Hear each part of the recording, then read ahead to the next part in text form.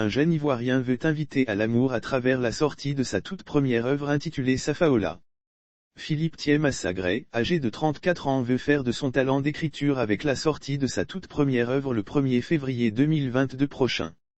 L'information a été donnée par la maison d'édition Jet d'encre qui a déjà lancé la précommande en ligne. L'œuvre en elle-même Safaola est un recueil de poèmes qui mélange des images d'ici et d'ailleurs, des époques révolues et des espoirs inavoués. L'auteur invite à un voyage à travers une ode à l'amour et à la passion. Avec ce mot jamais entendu, Philippe Thié-Massagré abat les frontières et rassemble la diversité des émotions sous une même bannière, celle de la poésie. Ce recueil est un savant mélange d'images du terroir, d'ailleurs et d'époques révolues. Il tisse un réseau de rêves d'enfants devenus adultes.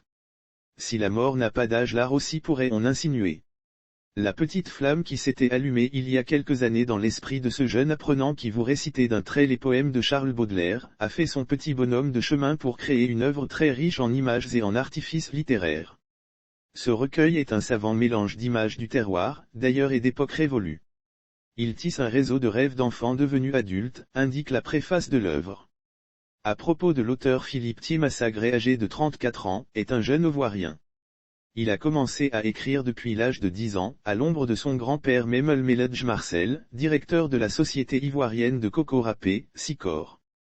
Lire aussi basketball / ouverture du championnat national, la SOA pulvérise l'IVEST-P, l'ABC en pole position. Voici le résumé de la première journée. Amoureux de la littérature et grâce à son talent pour l'écriture, il est recruté en 2013 au cabinet de la première dame de Côte d'Ivoire, Madame Dominique Ouattara.